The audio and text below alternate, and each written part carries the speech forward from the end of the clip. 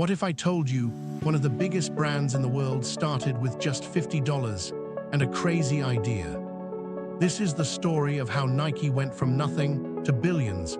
It all started in the 1960s. A young man named Phil Knight had a simple belief.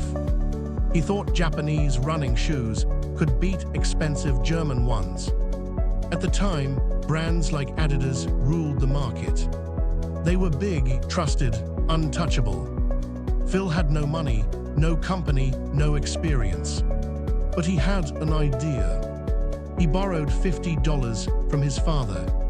Yes, just $50. Then he partnered with his former track coach, Bill Bowerman. Bowerman was obsessed with improving running shoes. Together, they started a small business called Blue Ribbon Sports. They didn't even have a store.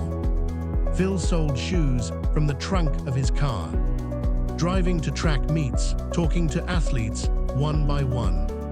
Slow, hard, uncertain, at first things worked.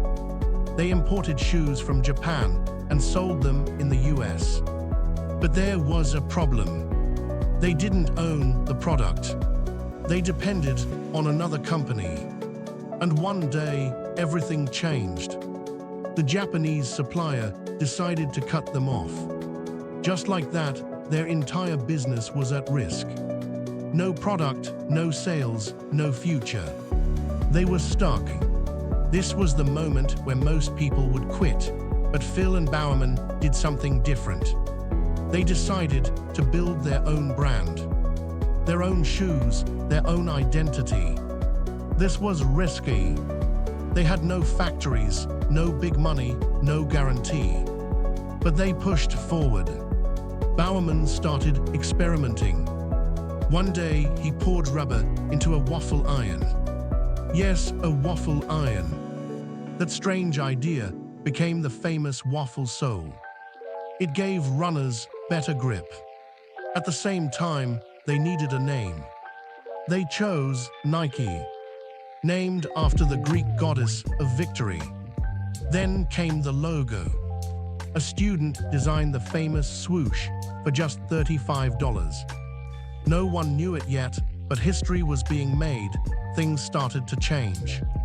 Athletes began wearing Nike shoes. One of the biggest moments came when Steve Prefontaine supported the brand. He was bold, different, fearless, just like Nike. Then came the explosion.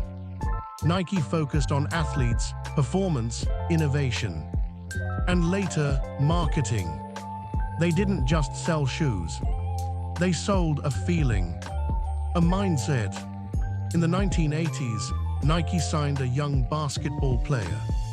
His name, Michael Jordan. At the time, he was just a rookie.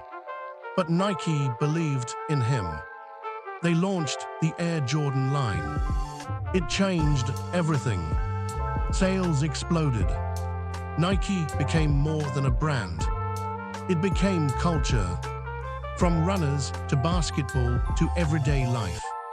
And today, Nike is worth tens of billions. From $50 to a global empire. So what can we learn from this? Success doesn't start with money. It starts with belief. Phil Knight had no guarantees. He faced rejection, risk, failure. But he kept going. He adapted. He built something of his own. And that made all the difference. So if you have an idea, start small. Stay consistent. And don't be afraid to take risks. Because your $50 idea might be worth billions one day.